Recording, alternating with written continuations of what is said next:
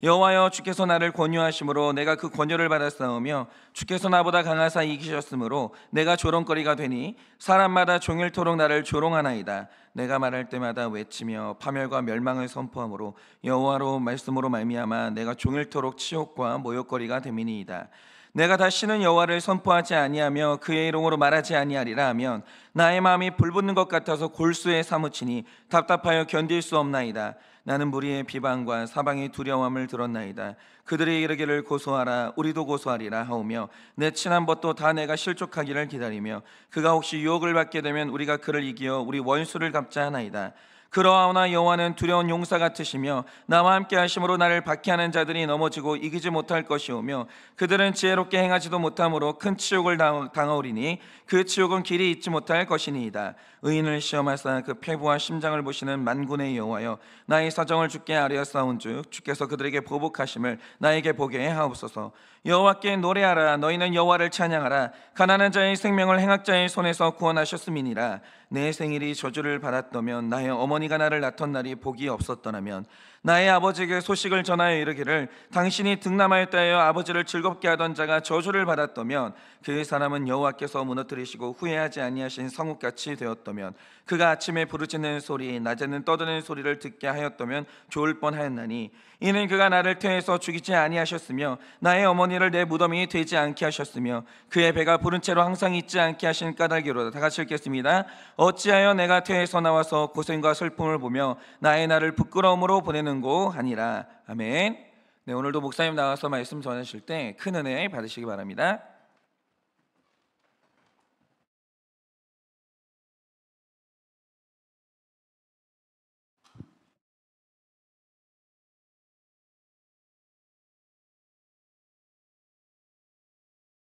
이제 선배 사역자분들을 만나고 알게 되면서 이제 모두가 그러신 것은 아니지만 상당히 많은 분들에게서 이제 나타나는 한 가지 특징이 있었습니다. 근데 그게 뭐냐? 사역 경력이 많이 쌓이고 또 나이가 드시면 드실수록 사역 외에는 개인적으로 누군가와 만나고 이야기하는 것을 되도록 피하려고 하는 경향들이 있다는 것을 그걸 알게 되었습니다. 이런 분들의 과거 이야기를 들어보면요, 사람들 만나는 걸 또 좋아하셨었고요, 또 예전에는 유머도 엄청 많으신 분이라고 이렇게 들었었는데 이제는 가족과 가장 가까운 사람들 몇몇을 제외하고는 되도록 개인적으로 다른 누군가와 만남을 가지는 것, 그 자체를 줄이려고 굉장히 노력하시는 것을 보게 되었습니다. 제가 사역을 시작한 지 얼마 안 되었을 때는 이제 많은 분들이 이렇게 되시는 것이 또 한 분, 두 분이 아니라 또 상당히 많은 분들이 이렇게 되어 가시는 것들이 그 이유가 너무너무 궁금했었습니다. 그래서 선배들 중에 한 분께 제가 그 이유를 물어보았었는데요. 그 당시에 이제 저의 이런 질문에 선배들이 대답해 준 게 뭐였냐면요, 누군가와 만남을 줄이고 또 말을 줄이는 것이 결국 자신을 보호할 수 있는 현명한 길이라는 거예요. 그러니까 이게 무슨 말이냐, 사역자들은 자신의 모습들이 완전히 공개되는 사람들이에요. 그리고 하나님의 말씀을 잘 전달하려고 노력을 하지만 사역자들도 죄인이기 때문에 자신이 가진 죄성과 약점들이 언젠가는 드러나게 되고 결국 하나님의 말씀을 전달했던 나의 말, 그런 것들이 그대로 되돌아오면서 비난을 받게 된다는 거예요. 그래서 특히나 설교 중에는 자신의 이야기는 예화로라도 이야기하지 말라고, 그게 현명한 거다, 그렇게 말씀하시는데요. 자기가 죄를 지었던 과거나 부족했던 모습들을 이야기하는 것 하나하나가 나중에는 그 설교를 들었던 많은 사람들 중에 누군가는 설교자를 비판하는 재료로 쓴다는 거예요. 지금은 구속사를 알게 되면서 이 당시에 선배들이 했던 조언에 저는 이제 동의를 하지 않습니다만은, 근데 그 선배들이 왜 이런 선택을 했고 왜 이런 조언을 해줬는지 그 이유는 알겠더라고요. 말씀을 알고 있는 우리 택자들은 죄에 대해서 이야기를 하고 또 하나님의 말씀을 기준으로 이야기를 하죠. 그런데 우리는 말씀을 기준으로 이야기를 하는데도 상대방은 받아들이지 않는 정도가 아니라 오히려 말씀을 전하는 우리에게 분노를 쏟아내기도 하고요, 상처되는 말로 되돌려주기도 합니다. 이런 경험을 하고 나면요, 나는 분명히 선한 의도로 이야기했는데 왜 이런 일을 내가 당해야 하지? 이렇게 생각이 또 들기도 하고 억울하고 상처가 되기도 합니다. 이렇게 말씀을 기준으로 행했는데도 오히려 나에게 큰 상처가 되고 나의 성향까지 바뀔 정도로 움츠러들게 되었는데요. 이게 이렇게 나에게 되돌아오게 되는 게 오늘 말씀에서 나오는 예레미야의 상황과 완벽하게 일치되는 상황입니다. 그러면 하나님은 이런 상황에서 우리가 어떻게 해야 하고 또 어떤 메시지를 주시는지 함께 보도록 하겠습니다. 우리가 예레미야를 묵상하기 시작하면서 똑같은 상황이 계속해서 반복이 되는데요. 이스라엘에게 곧 징계가 임할 것이라는 경고를 예레미야가 전하고 있어요. 오늘 말씀도 마찬가지입니다. 예레미야는 계속해서 이스라엘이 지었던 죄에 대해서 이제 이야기하고 있고요. 곧 고난과 징계가 임박했다는 소식을 전하고 있어요. 그런데 예레미야 이 말을 듣게 된 사람이 있었는데 성전의 총감독인 바수훌이라는 사람이 예레미야가 하는 말을 다 듣고 나서는 이스라엘이 회개를 하는 데 도움을 주고 회개에 앞장서는 게 아니라 오히려 예레미야를 때리고 목에 나무고랑을 채우기까지 하는데 이 장소가 베냐민 문 위층에다가 채웁니다. 그러니까 베냐민 문 위층은 예루살렘 성의 북쪽 문을 말하는데요. 그러니까 수많은 사람들이 오고 가는 그 성문에다가 추악한 범죄자들이나 받는 그 형벌을 공개적으로 받아버리는 거예요. 여기 문을 지나다니는 수많은 사람들은 이 모습을 모두 지켜볼 수밖에 없는 상황인 거죠. 그리고 밤새도록 이거를 경험하게 하고 나서 다음 날이 되어서 이게 풀어주는데 이게요 얼마나 치욕적이고 굴욕적인 일이에요. 이 사건이 예레미야에게도 큰 상처로 남게 되었는지 예레미야가 크게 한탄하는 내용을 바로 오늘 말씀에서 이제 나오는 겁니다. 오늘 본문 말씀 17절에서 18절을 세번역 버전으로 함께 보겠습니다. 내가 모태에서 죽어 어머니가 나의 무덤이 되었어야 했는데 내가 영원히 모태 속에 있었어야 했는데 어찌하여 이 몸이 모태에서 나와서 이처럼 고난과 고통을 겪고 나의 생애를 마치는 날까지 이러한 수모를 받는가. 예레미야가 얼마나 큰 상처를 받았는지 자신이 태어나지 않았다고 하면 이런 치욕은 경험하지 않았을 거라면서 차라리 태어나기 전에 어머니 뱃속에서 죽었으면 좋았을 거라고 그렇게 말을 합니다. 태어나기도 전에 죽지 않고 태어나는 바람에 이런 고통을 받는다. 나는 살아있는 바람에 이런 고통을 받는다. 이렇게 말을 합니다. 지금 예레미야의 이 상태는요. 단순히 괴로움이 크다고 말할 수 있는 정도가 아니라 자신의 존재 자체를 부정하고 싶을 정도로 말도 못할 큰 상처와 우울에 빠진 겁니다. 그런데 여기서 한 가지 의문이 생기는 게요. 그러면 예레미야가요. 지금까지 하면 안 되는 말들을 했나요? 그래서 하면 안 되는 말들을 했고 잘못된 말들을 했기 때문에 그래서 이런 수치와 형벌을 받았나요? 아니죠. 하나님이 주시는 메시지를 사명에 따라서 잘 전달했는데 그런데도 이런 결과가 나타났어요. 마치 세상의 악을 지지하는 그런 사람과 하나님의 말씀으로 생명을 전달하는 사람이 충돌하게 되었는데 이 충돌을 하고 난 뒤에 보니 세상을 지지하던 사람들이 수치를 당하는 게 아니라 오히려 하나님의 말씀을 전달하는 사람이 크나큰 상처를 받고 수치를 당하는 것처럼 보입니다. 이상하지 않나요? 아니 하나님은 위대하시다고 하는데 상식적으로 선이 악을 이기는 게 그게 당연한 것 같은데 그런데 반대로 악이 승리하고 선이 지는 것처럼 보입니다. 지금 예레미야도 똑같은 생각이 드는 거예요. 자기가 겪은 이 수치와 고난이 억울한 겁니다. 나는 말씀을 전달했을 뿐이라고, 나는 정답을 말했을 뿐이라고 이렇게 생각하면서 하나님 편에 서 있는 내가 이런 수치를 당하는 게 도저히 이해가 안 가고 억울한 마음이 가득한 겁니다. 하나님의 말씀으로 그 기준을 삼고 또 정답을 말했던 예레미야가 오히려 수치를 당하고 억울한 마음에서 계속해서 한탄을 하게 되는데 하나님은 이 예레미야의 한탄과 상처를 보면서 뭐라고 말씀하실까요? 제가 이 말씀을 보다가 이걸 보고 깜짝 놀랐어요. 오늘 본문 말씀이 20장이 끝날 때까지요. 예레미야가 계속해서 한탄하고 상처받고 억울한 마음을 말하는데요. 그렇게 구구절절 말하는데요. 20장이 끝날 때까지 하나님이 단 한마디의 말씀도 안 하셔요. 다시 한번 말씀드립니다. 하나님은 억울한 예레미야에게 단 한마디의 말씀이나 응답도 안 하십니다. 지금 하나님의 말씀을 전달하다가 이런 수치와 고난을 당했는데 위로를 해주시거나 대신 복수를 해주신다고 하거나 하다못해 언제나 너와 함께 하겠다라는 그 말씀조차도 없으신 거예요. 단 한마디의 응답이나 그런 말씀도 없이 침묵을 하시는 겁니다. 이게 무슨 뜻이냐면요, 여러분, 지금 예레미야의 한탄을 보면요, 지금 예레미야가 자신을 바라보는 모습에는 수치를 당해도 할 말이 없는 죄인의 모습이 없는 겁니다.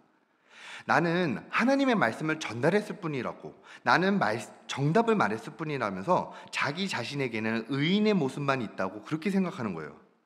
자기도 죄인이라서 수치를 당해도 할 말이 없는 죄인이라고는 전혀 생각을 못하고 있는 겁니다. 여러분, 우리가 말씀을 보고 또 다른 성경 말씀 구절들을 보면요, 하나님은 어떻게 이제 그려져 있냐? 하나님은요, 언제나 힘없고 소외된 자들의 편에 있으셨어요.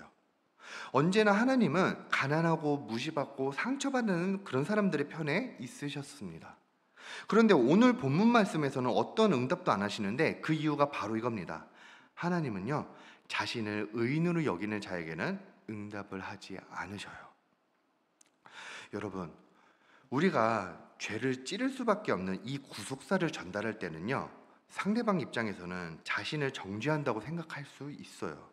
그래서 우리는 말씀을 기준으로 그 기준으로 말을 하는 건데 상대방은 자신을 공격하는 말로 들리는 거예요.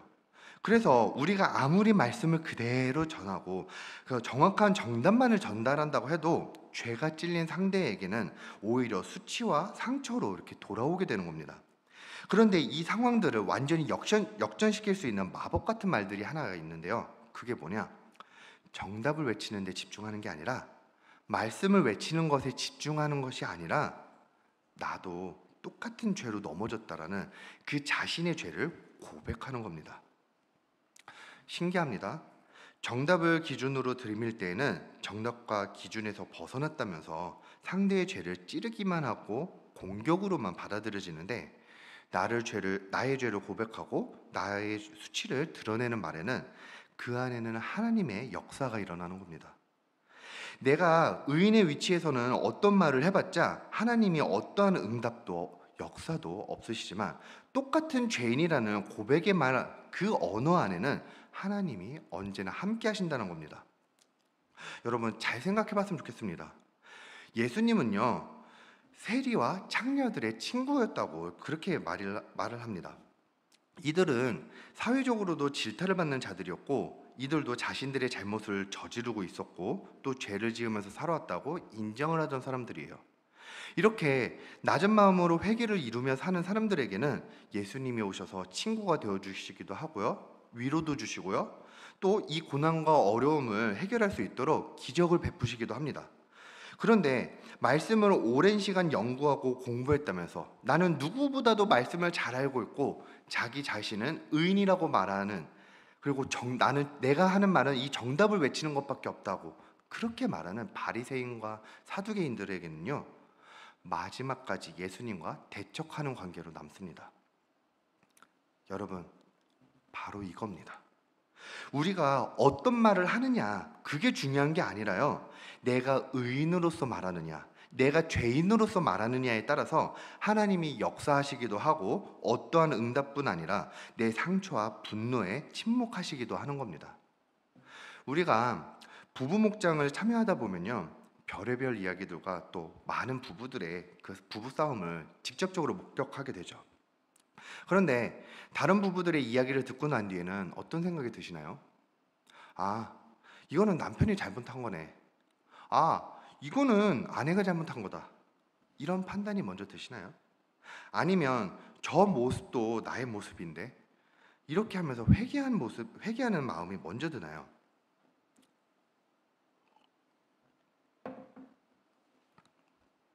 이야기를 듣고 있다가 보니 죄악과 잘못된 삶을 살고 있는 상대방 남편에게 무시가 되고 상대방 아내에게 화가 나는 경우가 있지는 않나요? 왜 무시가 되고 왜 화가 날까요? 그게 바로 나에게 없는 죄가 상대방에게 있는 것처럼 보이니까, 그래서 정죄가 되고 무시가 되고 분노도 나는 겁니다. 여러분들이 이런 마음을 가지고 아무리 말씀을 전달하고 정답을 말해봤자 상대방은 자신을 향한 공격으로만 받아들여지는데, 거기다가 더 무서운 것은요, 하나님은 절대로 이 안에 역사를 안 하셔요. 어떠한 응답도 말씀도 안 하시고 침묵하십니다. 왜 그러느냐? 우리 입에서 정답과 기준을 말하지만 나도 똑같은 죄인이라는 그 회개함이 없는 사람은요, 말씀을 말해도 그게 말씀 그 자체가 아니라 상대방을 정죄하면서 공격하는 도구로 사용하기 때문입니다. 생명을 주기 위해서 하나님의 말씀을 주셨는데 우리는 이 말씀을 생명이 아닌 나의 의를 높이고 상대방을 공격하는 데 사용하는 거예요. 그러니까 결국 나 자신을 위해서 하나님을 이용하는 거나 마찬가지인 겁니다. 여러분, 다시 한번 말씀드립니다. 상대방 이야기에서 자기 죄를 못 찾는 자에게는 어떠한 말씀을 기준으로 말을 해도 하나님이 함께 하시지 않는 겁니다. 그래서 우리는 내 죄를 보고 나의 죄를 고백하는 말로 나아가야 하는 겁니다. 상대방에서 내 죄가 보이지 않고 분노가 나고 정죄가 된다면요, 차라리 단 한마디의 말씀도 하지 마세요. 분노와 정죄를 가지고 말씀을 들이밀어봤자 그건 상대를 살리는 것이 아니라 하나님을 이용해서 나의 의를 높이는 거고, 하나님을 도구 삼아서 상대방의 마음을 죽이는 겁니다. 그러나 반대로 상대의 어떤 말에도 나의 죄를 찾아내는 사람들에게는 하나님이 언제나 함께 하시고 하나님이 역사하시는 겁니다. 저도 이렇게 말씀을 기준 삼아서 말로는 이야기를 하지만 결국에는 나 자신을 위해서 하나님을 이용하고 말씀을 이용했던 사람인데요. 저는 타고난 기질인 것 같은데 이제 사람들과 만나서 이야기하는 것을 굉장히 좋아합니다. 그리고 그래서인지 몰라도 저는 누군가와 함께 같은 부서에서 함께 또 동역을 하는 분들이 있으면 그분을 향해서 굉장히 좀 애틋한 마음이 있어요. 함께 사역해줘서 고맙다, 함께 있으면 즐겁다, 이런 것을 넘어서 굉장히 애틋하고 또 선생님들이 굉장히 잘 되었으면, 정말 잘 되었으면 하는 그런 간절한 소망들이 제 마음에 계속해서 있거든요. 그러다 보니 저와 함께 사역하는 선생님들은 제 인생과 가치관에 정말 중요한 부분을 이제 차지하게 되는데요. 저는 이것을 이제 사역자로서 당연히 가져야 되는 그런 자세라고도 생각을 하고, 또 공동체를 소중히 생각하는 그런 마음이라고 그렇게 생각을 해왔었습니다. 그런데 이제 지지난주 주일에 유초동부 선생님들과 이제 오랫동안 회의를 했고 또 저녁 식사도 같이 할 기회가 있었어요. 식사 중에 이제 이런저런 이제 농담도 하고 삶을 나누기도 하고 그랬었죠. 그러다가 이제 선생님들 중에 이제 저와 가장 오랫동안 이제 함께 했었고 지금도 이제 친하게 지내고 있는 선생님이 있는데, 제가 그 선생님을 이제 놀리려는 생각으로 이제 농담 삼아서 이제 이렇게 이야기를 했었어요.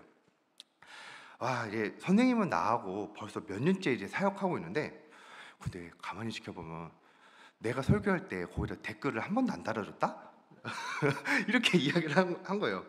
근데 선생님은 안 달아줬는데 선생님보다 짧게 나하고 같이 사역했었던 그 남편은 나한테 또 댓글을 달아줬어. 그러니까 이제는 나는 선생님 편 말고 둘이 싸우면 난 이제 남편의 편에서 들을 거야. 그리고 가만히 생각해 보니까 나한테는 안 다루는데 다른 사역자들한테 또 달아주네. 나 이거 삐질 것 같아. 나 이제 시험 들 것 같아. 이런 식으로 제가 이야기를 했었거든요. 장난을 쳤었어요. 근데 그 선생님도 이제 장난을 받고 오히려 맞받아치고 했었는데, 그런데 선생님이 이제 하던 말 중에 이제 이런 말들이 있었어요. 그 선생님과 저는 이미 관계가 잘 형성되어 있고 또 평소에도 응원을 많이 서로 해주었었거든요. 그런데 다른 부교역자들하고는 이 선생님은 아직까지 친해질 기회가 없었던 거예요. 그래도 아직 친해질 기회는 없었지만 그래도 같은 공동체이고, 그래서 응원하고 싶은 마음으로 이제 더 응원한 마음을 댓글로 달아줬다고 하는 거예요. 그런데 제가 여기서 이 이야기를 듣고 한 가지 생각이 드는 게 있었어요. 이 선생님이요, 사실은 제가 봐도 체력이 그렇게 좋은 사람이 아니에요. 오히려 체력과 에너지가 정말 이제 없는 편에 이제 속하는데, 평일에 어떻게 사는지 그 이야기를 들어보면 하루 종일 일하고 또 집에 오면 이제 완전히 뻗는다는 거예요. 이렇게 체력과 에너지가 없는 사람이 누군가의 설교에 응원과 마음을 담아서 댓글을 다는 것이 그거 절대 쉬운 일 아니거든요. 지치고 힘들 때 이제 집에 오면 대자로 뻗어서 이거 누워야지, 그렇게 휴식을 취해야지. 누군가한테 마음을 담아서 글을 쓰는 것도 반드시 이 마음을 쓰는 에너지가 필요한 거거든요. 이건 진짜로 공동체를 사랑하는 마음인 거예요. 그리고 이 이야기를 듣고 난 뒤에 제가 깨닫게 되는 게 있었는데요. 아, 진짜 공동체를 사랑하는 게 바로 이런 거구나, 이런 생각이 들었었어요. 선생님한테는 놀리느냐고 다른 부교육자들한테만 댓글 달아줬다고 이렇게 투덜거렸는데, 그러면 저는 함께 동역하고 있는 이제 다른 부교육자들의 설교에 그 댓글을 달았었냐? 한 번도 안 달았었습니다. 저도 이제 이거를 공동체를 사랑하는 마음으로 이제 댓글도 달아주고 응원하는 마음이 그 행동을 하지 않았던 거죠. 근데 오히려 제가 댓글을 다는 것도 아니고 제가 가장 많이 또 신경 쓰고 있었던 게 뭐냐? 부교육자들 중에서 누가 제일 조회수가 높게 나왔지? 누가 제일 높지? 이렇게 나와 비교하는 것을 가장 많이 신경 쓰기만 했었어요. 공동체로서 응원과 사랑의 마음이 없었던 거예요. 그동안 제가 선생님들 그리고 동역자들을 좋아하고 애틋한 마음이 있다고 했잖아요. 그런데 제가 평가받을 수 있는 그런 상황이 되면 애틋했던 마음도 바로 경쟁 모드로 전환이 되는 거더라고요. 그러니까 제 안에 애틋한 마음이 사랑의 마음일지라도 그게 제 욕심과 결합되면서 강화되기 시작하면 저는 이것을 내 안에 있는 사랑이라고 생각했지만 그게 아니었던 거예요. 오히려 제 욕심이었던 거예요. 생각이 여기까지 미치게 되니까 더 먼 과거에 있었던 저의 죄악들도 이제 생각이 떠오르는데요. 제가 지금 제가 이전에 사역했던 교회에서 이제 그 교회에서 이제 막 사역을 시작하려고 보니까요. 그 부서에 봉사하고 계셨던 선생님 중에 교구 목사님의 사모님이 이제 그 한 분이 계셨었어요. 그런데 이분하고 저하고 계속해서 부딪히는 거예요. 그게 좀 너무 힘들었었습니다. 이분도 힘들고 저도 힘들고 서로 이제 힘들다가 제가 이분을 보면서 이런 생각을 이제 많이 했었는데요. 이분은 사모라고 하면서 왜 이렇게까지 그러니까 선생님들하고 자꾸 싸우지? 그리고 교육자인 나한테 나하고 왜 이렇게까지 자꾸 싸우지? 왜 이렇게 교육자에 대한 존중이 없지? 이 사람은 공동체를 우습게 여기는구나. 나는 동역자를 향해서 애틋한 마음이 있는데 이분은 이런 게 없구나. 그래서 이런 죄인이니까 계속해서 이런 일을 만드는구나. 이렇게 생각을 했었어요. 그렇게 계속해서 부딪히고 정죄하는 마음으로 가지고 있으면서 이제 그러다가 1년이 지나고 연말이 되었습니다. 정신없는 시간을 보내고 있었죠. 바빠서요. 그러다가 제가 있던 부서에서 이제 거기서 있었던 아이가 나이가 차서 위에 있는 부서로 옮겨가는 그런 작업을 해야 했습니다. 그게 그 당시 교회에서는 교육부 기준으로 미리 사전 작업을 다 해놓아야 되는 그런 상황이었거든요. 그런데 제가 보내주는 그 아이들을 잘 받아줘야 되는 다른 부서 사역자가 이거를 실수하게 된 거예요. 그러면 아이들 입장에서는 내가 알고 있던 사람이 작년까지 함께하고 있던 그 선생님이니까 이 사모님한테 전화를 했었고요. 사모님이 저에게 어떻게 된 거냐고 묻던 중에 남편 목사님이 그 전화를 뺏으면서 야 끊어봐 하고 딱 끊으시더라고요. 그리고 시간이 몇 분 지나자마자 교육부 교육자들 카톡방이 이제 난리가 나기 시작하는데요. 방금 전에 잠깐 통화가 되었던 그 교구 목사님이 교육부 디렉터 하시는 목사님보다 선배셨던 거예요. 그래서 이 일을 왜 이렇게 처리하냐고 혼이 났었고, 교육부 안에 있는 전체 사역자들 모두 교족부하고 목장 배정을 다시 확인하고 한 명도 빠짐없이 1시간 내로 다시 보고를 하라는 그 이야기가 떨어졌었어요. 그 명령이 떨어진 거죠. 그게 토요일 저녁 한 9시, 10시 이때쯤이었던 걸로 제가 기억을 하는데, 그래서 다음 날이 되어서 이제 보니까 이제 교육부 사역자들도 웅성웅성 하는 겁니다. 아니 토요일 저녁 시간에 이 일이 왜 일어났는가? 이게 말이 돌고 도는 거예요. 그런데 제 입장에서는 나는 인계를 잘 했는데 이걸 받는 쪽에서 실수가 일어난 건데도 저하고 통화를 하고 있던 상황에다가 교구 목사님이 보시기에 일 처리가 엉망으로 한 게 바로 저라고 이렇게 판단하면서 되다 보니까 그래서 어젯밤에 이 늦은 시까지 고생했던, 모두가 고생했던 그 원인이 김대영 전도사 때문이었구나, 이런 식으로 이제 이야기가 도는 거예요. 와, 그 당시에 제가 너무 억울하고 화가 났었어요. 아니, 나는 잘못이 없는데, 잘못을 한 거는 옆 사람이 잘못한 건데, 그리고 사모님은 왜 내가 실수했다고 생각하고 이렇게 따지는 전화를 한 거야? 게다가 교구 담당 사역자가 왜 교육부 사역에 이렇게 관여하고 잘못된 판단을 가지고서 그것도 교육부 디렉터 목사님한테 직접 이야기하는 거야? 왜 그렇게 압박을 넣는 거야? 이런 생각으로 제가 그날부터 분노를 가지고 말 그대로 폭주를 했었습니다. 이 안에는요, 제가 정죄함만 있고 제 죄가 안 보였었어요. 나는 의인이었었거든요. 그래서 폭주를 하기 시작하는데, 그 사모님과 목사님, 그리고 평소에 사이가 좋지 않았던 그 옆부서 사역자까지 모두 다 가만두지 않겠다고 생각을 했었어요. 그래서 이 사건이 일어난 모든 책임을 명확하게 해달라는 건의를 계속해서 올렸습니다. 명확하게 이 일을 판단하고 조사해서 내 잘못이 있다면 나는 어떤 징계라도 받을 테니까 제대로 진상조사를 하자고 한 겁니다. 그렇게 주의를 준비해야 하는 토요일 늦은 저녁에, 그리고 교구 담당 사역자가 교육부 디렉터 사역자에게 화를 낼 수밖에 없는 그 상황도 알아내주고, 이 사건에 관한 업무 실수는 누구의 잘못이는지 그 책임 소재도 명확하게 해달라고 그렇게 따져댔어요. 그리고 제가 지금까지 그 누구에게도 함께하는 선생님들한테 이런 말을 해본 적이 없었는데, 그 사건 중간다리에 있었던 그 사모님만큼은 이번 일들이 명명백백히 다 밝혀지고 나면 이제 부서에서 나가라는 말을 하려고 했었습니다. 제가 이런 것들을 구두로 이제 보고하고 건의하기 시작하니까 일을 너무 크게 만들지는 말자고 제 직속 상사 목사님이 그렇게 말을 하셨었어요. 너무 크게는 만들지 말자, 일을. 근데 그 뒤로 저는 이제 그래도 화가 안 풀리니까 정식으로 징계위원회 소집을 위한 건의안도 제출하는데 그것도 거절당하고, 그러면 안 되겠다.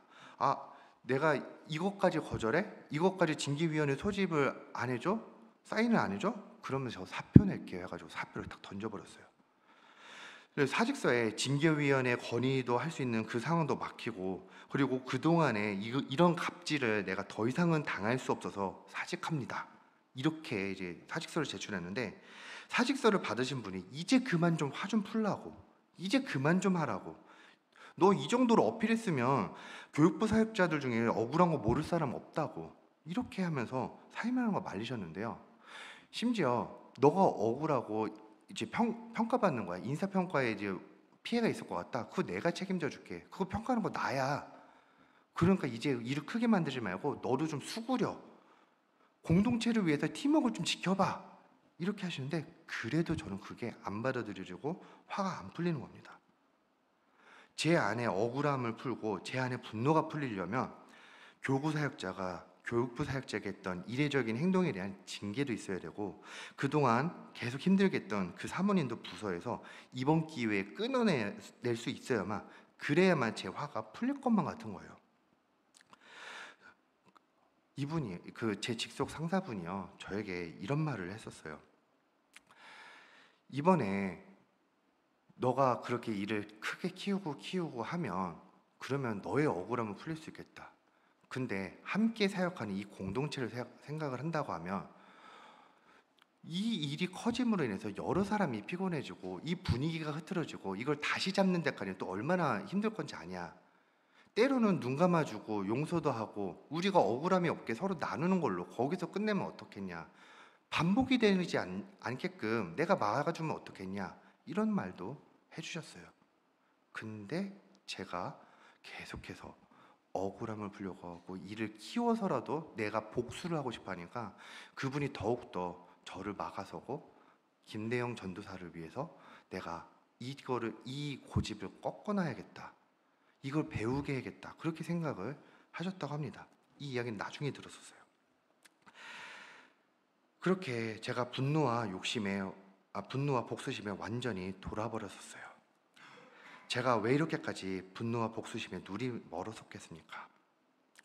그동안 사역하면서 몸이 많이 아프게 되고 힘들고 그렇게 쌓였던 그런 것들도 있었겠지만, 결정적인 이유는 제가 이들과 같은 죄는 저에게 없다라고 생각했던 거예요.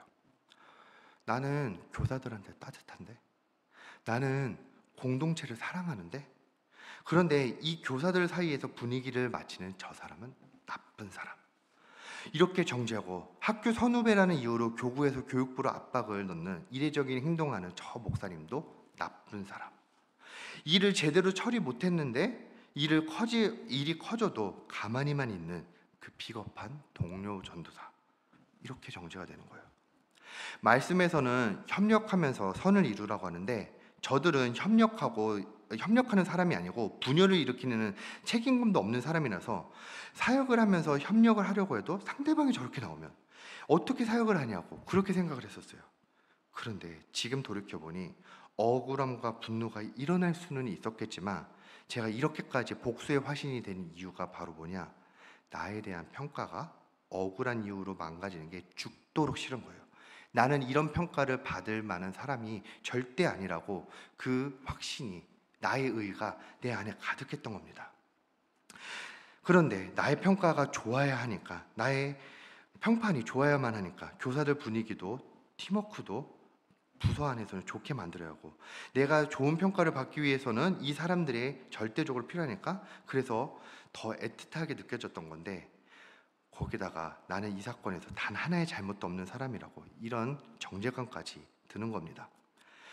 그런데 오히려 내가 억울한 이유로 안 좋은 평가를 받게 될 것 같으니 복수의 화신이 되는 거고, 옆에 있는 사역자가 나의 동역자라도 내가 평가를 받아야만 하는 그 비교 대상이 되면 경쟁하고 찍어서 누르는 그 적이 되기도 하는 겁니다. 조금 전에 제가 말씀드렸던 그 한일교회에서 지금 함께하고 있는 그 체력이 없다고 했던 그 선생님은요, 마음을 쓰고 그 소중한 체력과 에너지를 써가면서까지 공동체를 위해 응원의 말과 댓글을 쓰는 거예요. 그게 진짜 공동체였고 사랑의 표현이었는데, 정작 저는 저와 비교가 될 수 있는 상대라고만 생각하면서 응원의 댓글을 쓸 생각도 없었고, 오히려 이전에는 복수의 화신이 되며 정죄하고 다녔던 저의 모습을 완전히 잊고 살았어요. 저는 지난 교회에서 마지막까지 징계위원회 소집하는 것을 실패하다가 몸이 너무 아프게 되면서 그대로 사임을 할 수밖에 없게 되었습니다. 억울한 일을 당했다고, 나는 열심히 했다고, 그래서 정의가 이루어지려면 억울함을 풀고 저 사람들은 징계가 있어야 됐다고 그렇게 생각하고 하나님의 도우심도 바랬는데요, 하나님은 이 사건에서 누구의 잘못이 더 크고 적은지, 이 일의 책임은 누구에게 있는지 이것을 끝까지 밝히지 않게 하셨고 끝까지 응답을 안 하셨었습니다. 그대로 몸이 아파지고 도저히 사역을 할 수가 없게 돼서 그 몸의 아픔으로 인해 어쩔 수 없이 사역하게 됐어요. 왜 그러겠어요? 제가 인정중독이라는 욕심에 사로잡혀서 어디까지 분노를 내고 얼마나 복수에 집착하는 사람인지 드러내게 하시고 깨닫게 하시는 사건인 거죠. 협력하며 선을 이룬다? 이 말씀이 있는 거죠. 이 문장은요, 말씀이 맞아요. 분명히 하나님이 주신 말씀이에요. 그런데 이 말씀을 가지고도 다른 사람을 향해서 정죄하기 위한 도구로 사용된 거예요. 여러분, 제가 그 당시에 억울한 일이 있었을 때 저의 죄를 봤다면 어떻게 됐을까 고민을 해봤습니다. 내 욕심을 채우지 못하게 하는 그 사모님과 사이가 나쁘지는 않았을 것 같고요, 내 능력을 증명하는 게 아니라 함께 동역하기 위해 옆에 있는 전도사를 위해 일을 도와줬을 것 같고, 교구 담당 사역자가 교육부에 관여하는 흔치 않은 일이 생겨도 욕심으로 경계를 넘어다니면서 복수의 화신이 되는 그런 죄를 범하는 게 아니라 그 안에 내 죄를 발견하면서 오히려 회개의 기회로 삼았을 것 같아요. 결국 정답과 말씀을 기준으로만 말로만 말하면서 나의 죄를 보지 못했기 때문에 억울함이 참아지지가 않았던 겁니다. 나의 억울한 일을 당한 만큼 잘못된 인생을 살아오지 않았다고 그렇게 자만했기 때문에 이런 죄도 짓게 되었어요. 여러분은 정답만을 말하시는 분이십니까? 아니면은 나의 죄를 말하시는 분이십니까? 다른 사람들의 이야기를 듣다 보면 여러분은 정죄감이 올라오나요? 아니면 나의 죄가 보이면서 회개가 되시나요? 만약 그동안 내가 상대방에게 입술로 말씀과 정답만을 외쳤다고 하면 정답만을 외쳤지만 정작 내 안에 정죄하며 판단하는 것이 있었다면요, 오늘 사과하시는 적용을 하시길 바랍니다. 내가 그동안 입술로 말씀과 기준으로 말했지만 그동안 사랑해서 말하는 거라고 그렇게 표현하면서 포장하면서 말을 했지만 정작 내 마음 안에서는 내 자신을 너무 사랑해서 분노하는 마음으로 정죄를 했었고 업신여기면서 판단했던 자신들의 죄를 고백하고 사과하시길 바랍니다. 이제는 우리 모두 정답을 외치는 것이 아닌 나의 죄를 고백하는 자들이 되시길 축복합니다. 기도하고 축도함으로 예배를 마칩니다.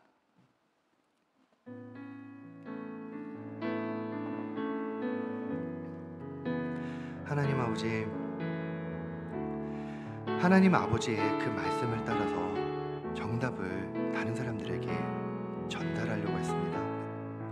그런데 전달하는 과정에서 그 말씀 자체를 전달하는 것이 아니라 나의 죄가 내 안에 가득하고 정죄함으로 전달하고 나의 분노로 판단하고 업신여기면서 그렇게 정죄함으로 말씀을 기준 삼아서 이야기했었습니다. 이렇게 나의 정죄함과 내 죄가 가득한 상태로 그렇게 말을 하니 하나님의 말씀을 전달하는데도 그 생명을 전달하는데도 오히려 상대방의 마음을 해치고 다치게 하는 그 도구가 되었습니다. 그렇게 말씀을 전달하면서 상대방은 말씀을 지키지 못하는 사람, 나는 이 말씀대로 잘 따라가고 순종하는 사람, 나는 의로운 사람, 이렇게 교만함으로 나갔습니다. 그렇게 저는 하나님을 이용하고 말씀을 이용하는 사람이었습니다. 하나님, 오늘 말씀에서 나의 죄의 고백으로 함께하지 않는 사람이라고 하면 그 어떠한 곳에서도 아무리 말씀을 전해도 하나님이 함께하시지 않는다는 것을 배웠습니다. 하나님, 정답만을 외치고 판단만을 하면서 말씀만을 정죄함으로 나아가면서 그렇게 전달하는 것이 아니라 이제는 내 죄를 먼저 발견하고 나의 죄를 고백하고 나의 수치를 간증하는 삶을 살 수 있도록 도와주시옵소서. 지금은 우리 주 예수 그리스도의 은혜와 하나님 아버지의 그 크신 사랑과 성령님의 위로하시고 교통하여 주시는 그 역사하심이 사랑하는 모든 성도들의 머리 위에 지금으로부터 영원 무궁토록 함께 있을지어다.